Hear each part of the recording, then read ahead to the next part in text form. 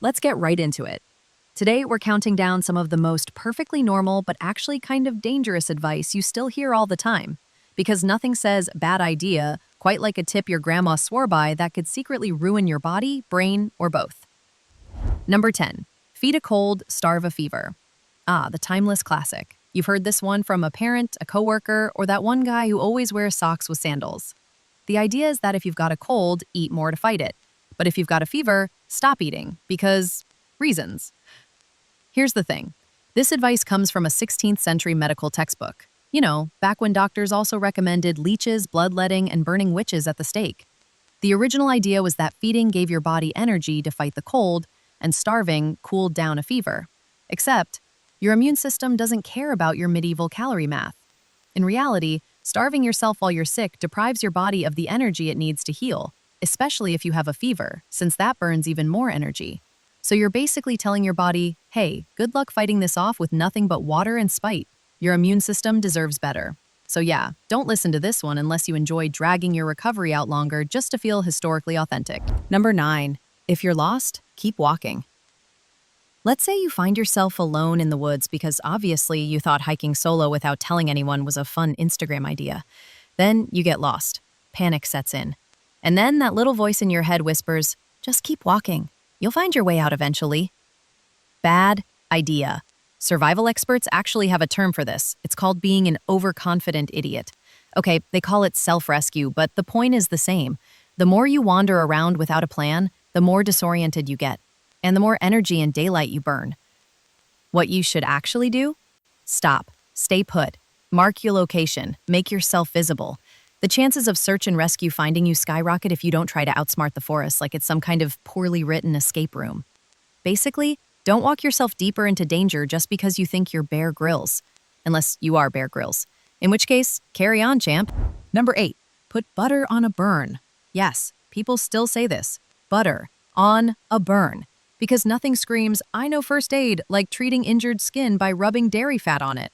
This ancient nugget of wisdom comes from the idea that butter seals the wound, keeping air out, which sounds great until you realize it also seals in heat, bacteria, and anything else you don't want festering under your skin. What you should actually do is run cool, not icy water over the burn to stop the damage, then cover it with a clean, dry bandage. Save the butter for toast, not open wounds. Otherwise, your kitchen mishap turns into a biology experiment nobody wants to see. Number 7, crack your knuckles and you'll get arthritis. If you've ever popped your knuckles in a quiet room and watched everyone around you flinch like you just pulled the pin on a grenade, you've probably heard this one, but here's the deal. It's wrong. Cracking your knuckles does not cause arthritis. That satisfying little pop, that's just gas bubbles in your joint fluid collapsing. A completely harmless, if slightly gross process. So go ahead and keep cracking away if it makes you feel like a villain in an action movie. Your joints might annoy people, but they're not going to shrivel up from it. Basically, the only damage here is psychological, to the people forced to listen to you. Number 6, drink plenty of milk for strong bones. Milk, the creamy, calcium-packed cure-all that's been haunting your breakfast table since childhood. Drink your milk, they said. It'll make your bones strong, they said. Meanwhile, science quietly sits in the corner going, well, actually, turns out chugging gallons of milk doesn't guarantee anything except maybe an upset stomach if you're lactose intolerant. Studies show that excessive milk consumption doesn't significantly lower your risk of fractures, and too much can even cause other health problems, like increasing your risk of certain cancers. Sure, calcium is important, but you can get it from leafy greens, beans, nuts, and even fortified alternatives without developing a full-blown addiction to cows. So go ahead, enjoy milk if you like it. Just don't act like it's some magical elixir blessed by the bone fairy. It's just milk. Number 5. Sleep when you're dead. Oh, the grind culture motto of choice. Nothing screams bad life advice quite like romanticizing sleep deprivation as a badge of honor.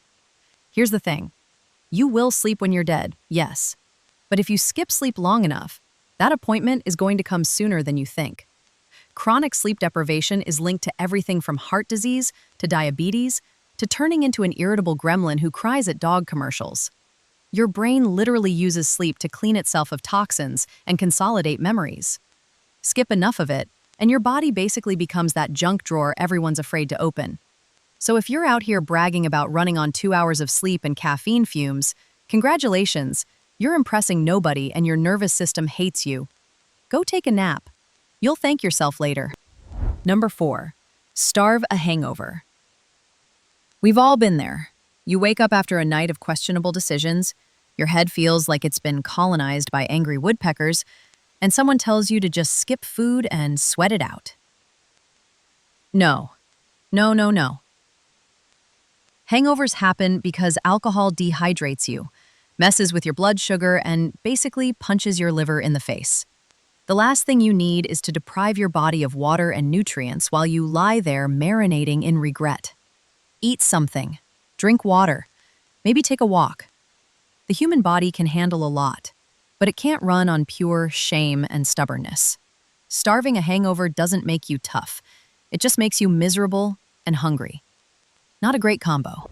Number 3. If it's not broken, don't go to the doctor.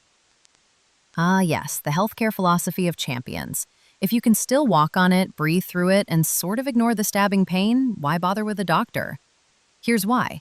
Because not all serious health problems are obvious at first. Waiting until you're doubled over or coughing up glitter like some kind of carnival trick isn't being tough. It's just playing medical roulette with your life. Regular checkups exist for a reason. They catch things early, like high blood pressure, prediabetes, or that mole that's been looking extra suspicious lately. So go ahead, get checked. It doesn't make you weak, it makes you alive, which is kind of the goal here. Number 2, push through the pain. You're at the gym, or maybe just carrying groceries up 3 flights of stairs like a hero. You feel a sharp pain shoot through your shoulder. But hey, no pain, no gain, right? Wrong. So wrong it should come with a neon warning label. Here's the thing, good pain is the burning muscle fatigue you feel after a solid workout. Bad pain is the kind that makes you yelp, limp, or see stars. That kind of pain? Your body's way of screaming, stop, before you snap something important. Ignoring that signal doesn't make you tough, it just makes your physical therapist richer. Tearing ligaments or herniating a disc because you refuse to listen to your own nerves is like ignoring your car's check engine light and then acting shocked when it explodes on the freeway. So next time you feel a sharp stabbing or shooting pain, maybe sit down.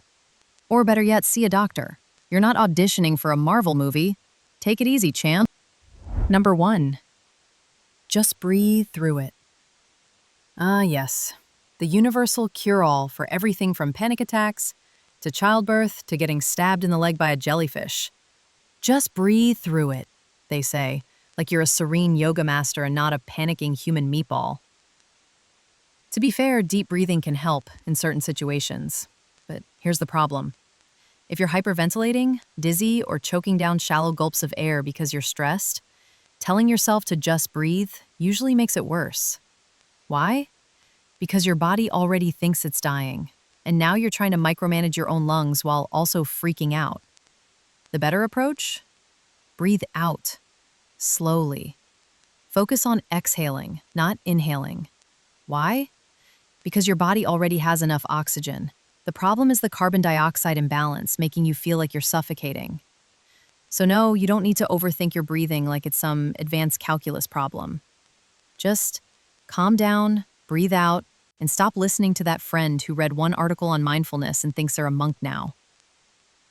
That's all for today. I'll be making similar videos in the future. Subscribe to see them.